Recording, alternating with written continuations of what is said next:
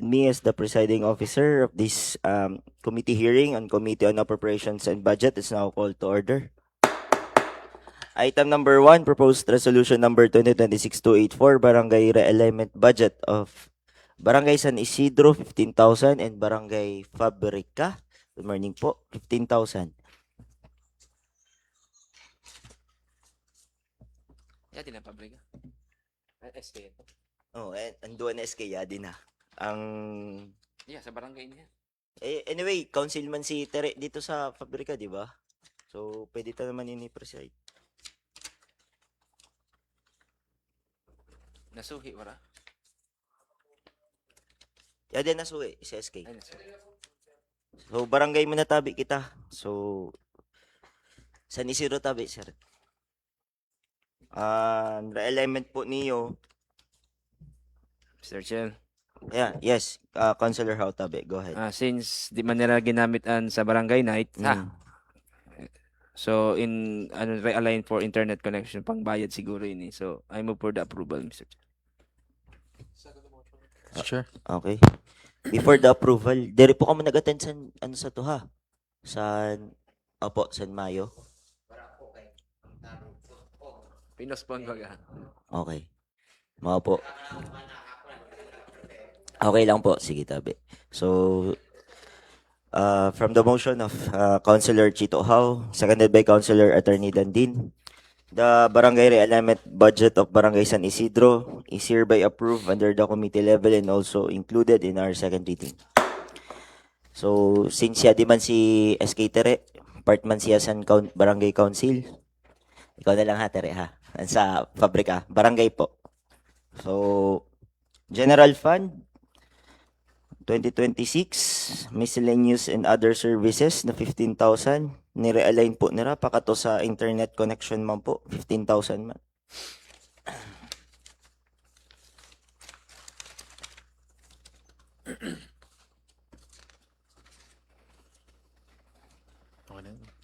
Pero mamasiya. Mr. Chair, Go ahead po, attorney. since wala man siguro problema sa internet Yes po. connection realignment po sa Barangay Fabrica, so with that, I move for the approval of the supplemental budget on the committee level of Barangay Fabrica, Tabi. Second. Okay. Motion of Attorney Dandin Garciga, seconded by Councilor Recto Valeriano. The realignment budget of Barangay Fabrica amounting to 15,000 is hereby approved under the committee level and also included in our second reading. Item number 2, proposed resolution number 2026-283, SK supplemental budget of Fabrica.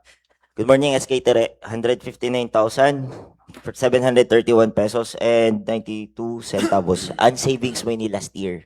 Okay. So, Mr. Chair. okay. Madali lang tabi, Councilor ha. In review ko gihapon sa imo annual budget this year, naimod ko kaya na, may nadumduman kaya ako, SK, na may binudget ka na 50,000 na educational supplies. So, na binudgetan mo naman na 50,000, another 50,000 sa savings mo last year. Ano ba ini? Second wave mo ini? Pang second wave mo? Okay, sige. Yes, tabi, Councilor Hao. Mr. Chair. SK, kamo na mga SK chairman, dili kamo pwede maghatag sa mga sa daycare. Sa mga daycare. Pwede. Kasi ang bagong silang nangaipusan mga plato. Opo, kay may solicitation nga ni, mahatag man nga ni ako kay nano ko lang dako-dako man kutang budget para kung tama man ang mga kabataan. Opo. Tapos ini po na improvement of basketball court. 'Di ba bago ang covered court niyo? Sa bagong silang po yun. Ay, sa bagong silang. I mean sa Sitio Bliss po. Sitio Ay, Bliss. sa Bliss ini Opo. okay po, Mr. Chen. Wala man ako problema na sige. Okay. Ikaw, tabi, attorney. Raman? I move for the approval. Mr. Second Chen. motion. Second. Okay. Before the approval, SK, ini na improvement of basketball court sa Bliss. Okay. So, i-remind ko lang tabi ang mga SKs niya din yan. Di kita pwede mag-construct ha. pwede kita mag-donate sa barangay, tapos sa barangay ang mapatrabaho. So, procurement lang tabi ni ha. Okay. So, in motion of Councilor Chito House, seconded by Councilor Attorney Dandin and Councilor Recto Valeriano, the SK supplemental budget of Barangay Fabrica is hereby approved under the committee level and also included in our second reading. Thank you, SK. Item number 3, proposed resolution number 2026-282 SK realignment budget of Nasuhe 20,000, San Juan Bago 41,500. Good morning, SK. Pakani pa lang. Sige. So, yan naman si SK. Good morning. Ano ba ito? Education. Education. Sports supply, kakato sa education. Di mo na kaipuhan ang sports supplies mo? Mas kaipuhan ng education. Education. Okay. So, Mr. Chair, Go ahead, Dabe. the realignment budget of Barangay, Nasuhi, Nasuhi. SK ha. SK. I move for the approval. Second the motion. Okay, in motion of Councilor Chito House, seconded by Councilor Attorney Dandin and Councilor Recto Valeriano. The SK realignment budget of Nasuhe amounting to 20,000 pesos is hereby approved under the committee level and also included in our second reading. Thank you. Thank you. So, since wala patabi ang SK sa San Juan Bago, Recess. re- Ini. Mapista. okay, 5 minutes recess. Mabarayad na.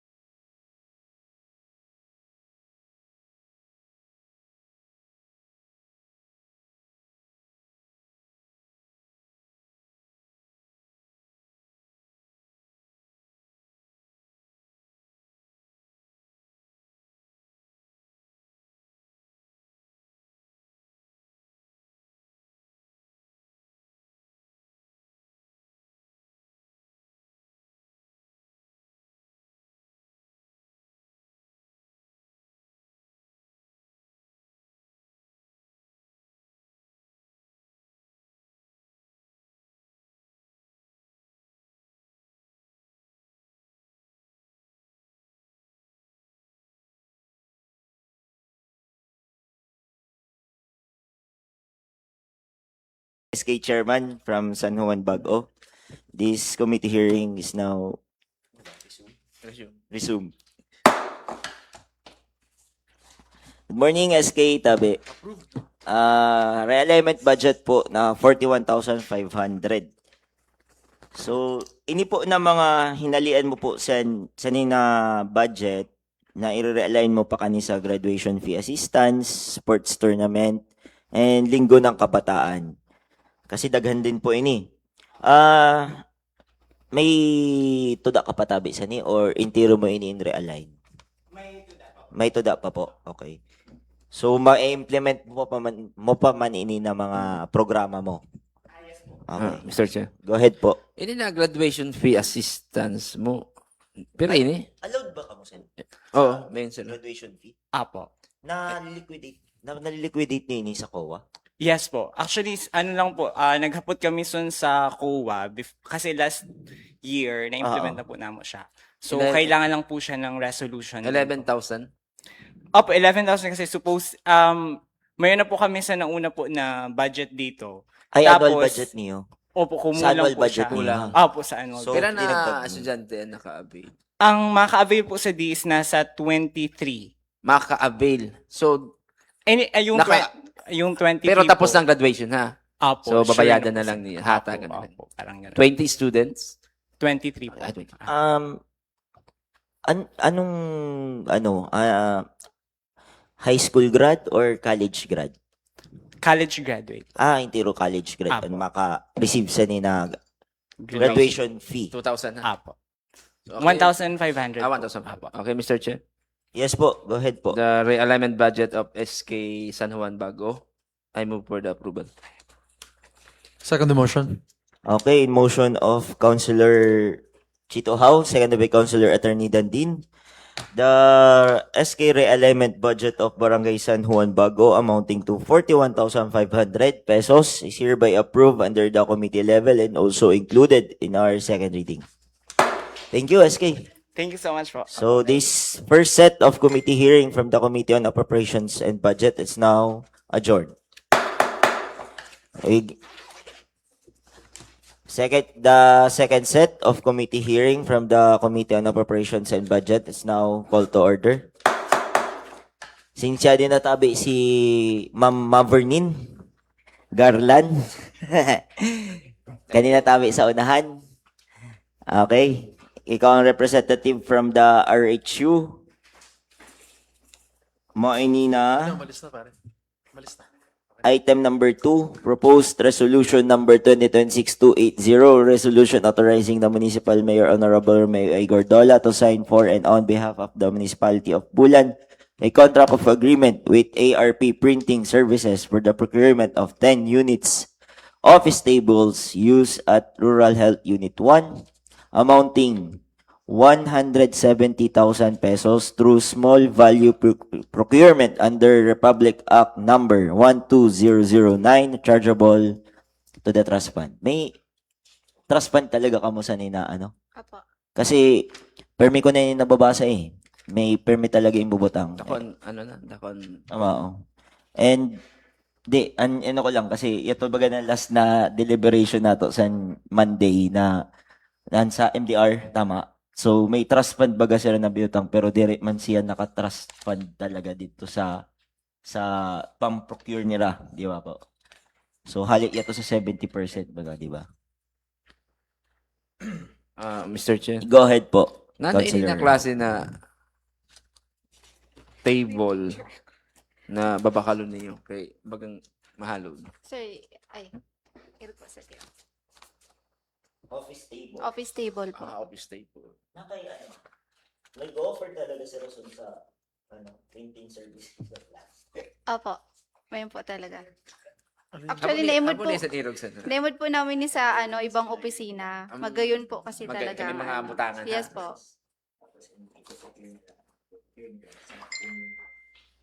Ito, pinakita, boss. Pinakita. Ay, Yan. Eh, Parang, you know, madali kasi yan. maganda naman. Magkano ang isa magayon po niyan? talaga siya. Magkano ang isa niyan? Ang PO niya, 7,000. ano po, 17. 17. 17 ng Yung sa isa. peraso. Isang unit po. So times 10, 770. 170. Wala na yung discount ha. Pag ganun. Sagad na daw. Nagtatanong lang. Sino may tag sa diri sa ARP printing? Okay. May napot tabi si Tanong si Attorney Dandin. Si Sir Anro Joel Placer po. Taga diin. Ang office po niya sa Zone 8. Pag ano ako naimod na opisina doon sa I think, ARP. Mr. Chair, sa May outro, own. ang mga nanggaranan sa bidding, invite naman ha. Kilala. Pwede naman siguro. Anyway, so, ma-procure, ikaw ba talaga ang nagpa-process ni Miss Mavernin? Opo. So, ikaw ang processor. Si classmate. Yes. Duty. Nasa barangay po, opo. Di ba nasa ano ka? Sa sanitary? Opo. Then may office order din po ako as processor. Ah, okay. Sige, tabi. Wait, my dear colleagues, may kahapotan pa tabi. Request pala na kuhaan sa sanitation. I- Ano ho niyan mga kaunan? Ay, opo. Actually po, Bagay nag-removal nag- kita sa, sa dito? Sa Lumi Farm. opo, may inspection po kami pagkagabi. Lalo na, ang mga sa relance. Oh, yes po. Oh. So, intiro na may kaunan or mga, kunyari, mga hotels na in-inspect niyo yun. Kaupo Opo. yan mga hotels. Opo. Ah, Mr. Chairman, Go ahead po, Councilor Recto.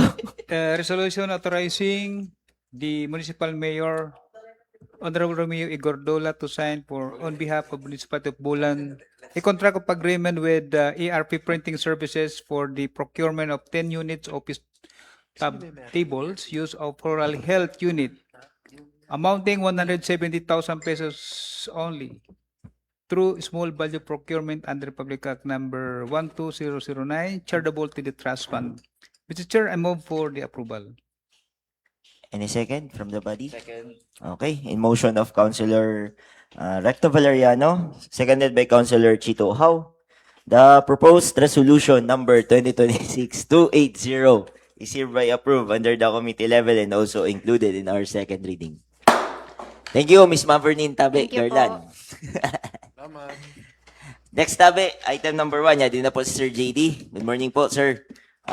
Proposed resolution number 2026-281, resolution authorizing the municipal mayor Honorable Romeo A. Gordola to sign for and on behalf of the municipality of Bulan to enter into contract of agreement with Cotton City Marketing Corporation for the supply and delivery of 3 units rescue vehicle to be used for the DRRM emergency response activities amounting to 5,397,000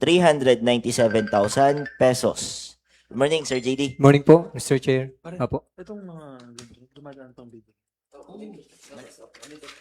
May no one na. After ng bidding, tsaka tayo maghahatid ng Dati kasi, nagagawa nila.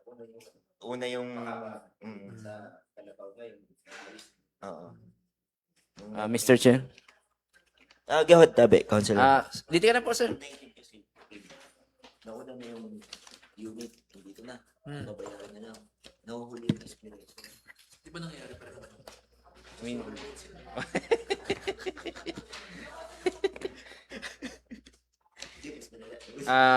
Sir Gray, Apo. rescue vehicle lang interim kukuhaon na to. Apo, Mr. Chair. Ang duwa po na unit sa ni, i-deploy ta sa mga coastal barangays Ano ba? ta. Tigsaro. Saro po sa South Coastal, saro sa North Coastal para po madalian responde na ra dito. Tapos ang saro po na unit, additional sa fleet ta didi sa munisipyo. So, bali peraan nagdadalagan ta na rescue niyan, rescue vehicle. Sa niyan po, may unom kita na rescue vehicle, kaya lang may duwa po kita na under repair niyan. So, upat lang ang nagagana. Apo. Dati ko pa bagay nahapot yun sa imo. Ito na commuter van na saro. Nano, yato pa sa kasa? Kaya din na po, na-pull out na. Anduwa? Anduwa po. Aya din anduwa. Apo. Kaya lang ang saro po, parang beyond economic repair na siya. Medyo mahal na po ang pagpahingayad kaniya kasi makina na talaga ang raot. Baguhong pa yato? Mao nga ni po. Madalas mag-route lugod ang mga irugso na commuter van. Di, ang problema sa to kay gamito no bang iba-iba nagagamit. Mao po. Halos daily po kasi nasa 2-3 na biyahe ang Sa mga COVID that time. Opo. COVID. So niya na model ang kukuhaon? Hindi ko nababasa pa no. Saniyan po di ko masyado kasi di po ako directly involved during ano pa ni Sir Tony po. Kasi may bid of award na bagay ni. Opo. Pero bagang wala din nakabutang kung ano na unit ang kukuha o na rescue vehicle. Parang L300 type po yata yan. Kasi nakabutang lang dili is name of bidder, BID amount, tapos ang interest. So, ang unit, wala. So, L3, Opo. Parehas L3. Opo. Nissan ba yun ha?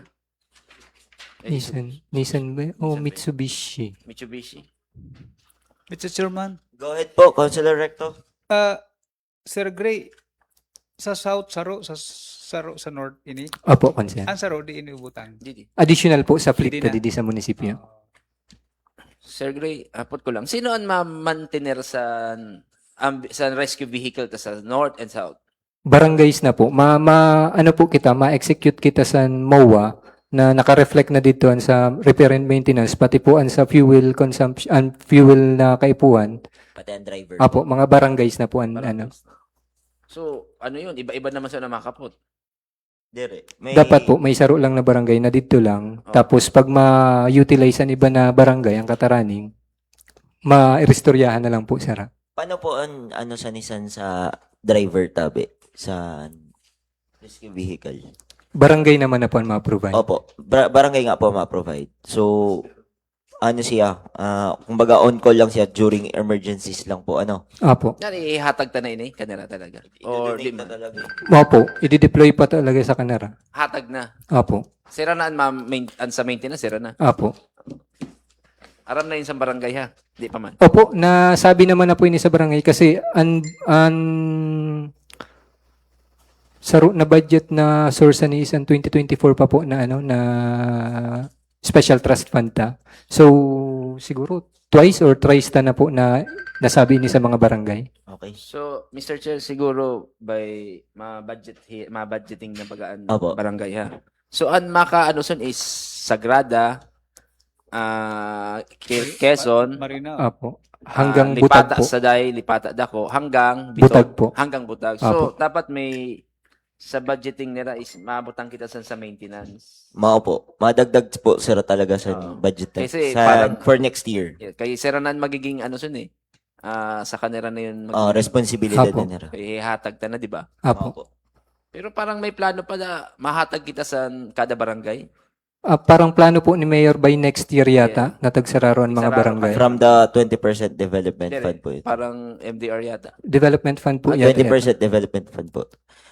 Anyway, Sir Gray, abot ko lang po. Ini po ng 5,397,000. Din po ang source of fund po sa ni from the MDR. Ang General three- fund po by any dyan. ano po, 70% po. From the 70%. Opo. sa Tapos MDR. ang portion po from special trust fund. So, ini na 5 million, duwaan mahalian na pondo. Tama Apo. po.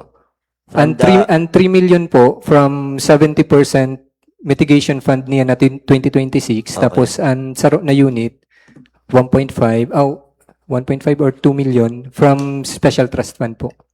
Pero wala nakabutang din sa resolution kundi halian source of fund. Kaya nga inapat ko tabi, Councilor How.